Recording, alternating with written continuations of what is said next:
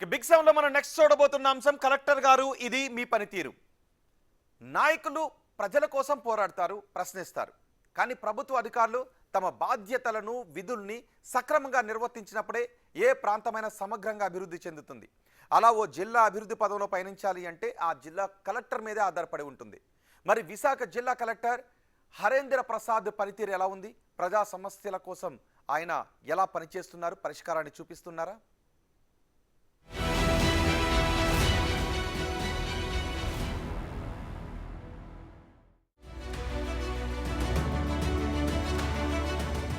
IAS MN Harendra Prasad గతేడాది జూలైలో విశాఖపట్నం కలెక్టర్గా బాధ్యతలు చేపట్టారు.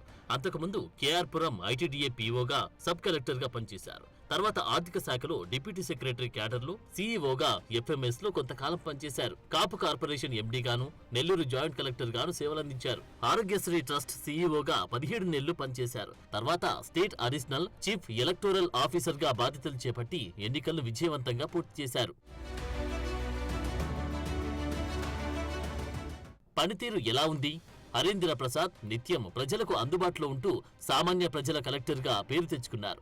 ప్రభుత్వం అందించే సంక్షేమ పథకాలను అర్హులకే అందేలా చర్యలు తీసుకుంటున్నారనే పేరుంది. ప్రభుత్వం ఎలాంటి కార్యక్రమం చేపట్టినా దాన్ని విజయవంతం చేసేందుకు కృషి చేస్తారు. 9 నెలలుగా జీవీఎంస్ కి కమిషనర్ లేకపోయినా ఇన్ఛార్జిగా సమర్థవంతమైన పాలన అందించారు. మేయర్, డిప్యూటీ మేయర్ల అవిశ్వాస తీర్మానంలోనూ ఎలాంటి వ్యతిరేకత రాకుండా తన పని తాను చేసుకుంటూ వెళ్లిపోయారు. ప్రధాని మోడీ పాల్గొన్న యోగాంధ్ర లాంటి ప్రతిష్టాత్మక కార్యక్రమాన్ని విజయవంతంగా నిర్వహించి సీఎం చేత శుభాష్ అనిపించుకున్నారు. ప్రభుత్వ, ప్రైవేట్ కార్యక్రమాలు అనే తేడా లేకుండా ప్రజలకు వివిధ అంశాలపై అవగాహన కల్పించేందుకు కృషి చేస్తున్నారు. చిన్నారులకు పౌష్టికాహారం అందేలా చూస్తున్నారు. విద్యార్థులు, యువత డ్రగ్స్ కి అలవాటు కాకుండా అవేర్నెస్ కార్యక్రమాలు చేపడుతున్నారు. అయితే సింహాచలంలో అప్పన్న స్వామి చందనోత్సవంలో గోడకూలిన ఘటనలు కలెక్టర్ కొన్ని విమర్శలు ఎదుర్కొన్నారు.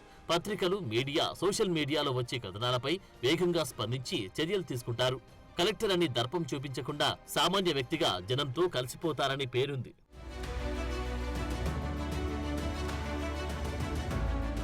వినూత్న కార్యక్రమాలేంటి? పని వేళల్లో కలెక్టరేట్ కి చేరుకోని వారి కోసం ప్రతిరోజు సాయంత్రం 6 గంటలకు ప్రత్యేకంగా సమయాన్ని కేటాయిస్తున్నారు. వారి సమస్యలు విని పరిష్కరించే ప్రయత్నం చేస్తున్నారు. మరోవైపు సిఎస్ఆర్ ఫండింగ్ మొబిలైజ్ చేసి ప్రజలకు ఉపయోగపడే కార్యక్రమాలు చేపడుతున్నారు. స్కూళ్లు, హాస్పిటల్లో వాటర్ ప్లాంట్ల ఏర్పాటు, ప్రభుత్వ హాస్టళ్లలో మరమ్మతులు, వర్కింగ్ విమెన్స్ కోసం 2 హాస్టల్స్ నిర్మాణానికి ప్రయత్నాలు చేస్తున్నారు.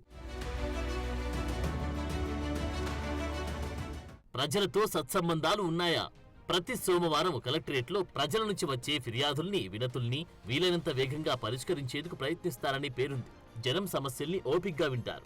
జనం సమస్యల్ని నేరుగా తెలుసుకునేందుకు ఫీల్డ్ విజిట్లు కూడా చేస్తుంటారు. జనంతో కలిసిపోయి వారికి ఏమేం కావాలో, ప్రభుత్వం ఇంకా ఏమేం చేయాల్సి ఉందో జనాన్ని అడిగి తెలుసుకుంటారు. ఆపరేషన్ సింధూర్ సమయంలోనూ వార్ మాక్ డ్రిల్ ని విశాఖలో సమర్థవంతంగా నిర్వహించడమే కాదు, ప్రజలను కూడా భాగస్వామ్యం చేశారు. నిత్యం ప్రజలతో సత్సంబంధాలు కొనసాగిస్తూ జనంలో ఒకటిగా మారిపోయారనే టాక్ ఉంది.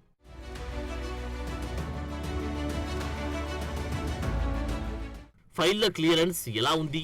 ఫైళ్ల క్లియరెన్స్ లో కలెక్టర్ హరేంద్ర ప్రసాద్ అసలు అలసత్వం వహించారని టాక్ ఉంది.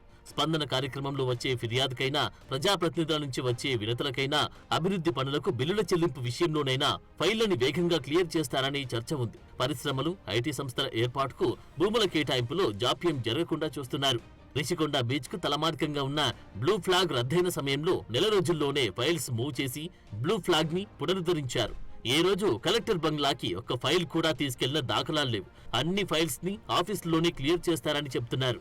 రాజకీయపరమైన విమర్శలకు తావివ్వకుండా పరిపాలనా వ్యవహారాలు చక్కబెడుతున్నారు. రాజకీయ నేతల ఒత్తిళ్లకు తలగ్గకుండా పనిచేస్తారని పేరుంది. ప్రజాప్రతినిధుల నుంచి తీవ్రమైన ఒత్తిళ్లు వస్తే సీఎం దృష్టికి తీసుకెళ్తారని చెబుతుంటారు.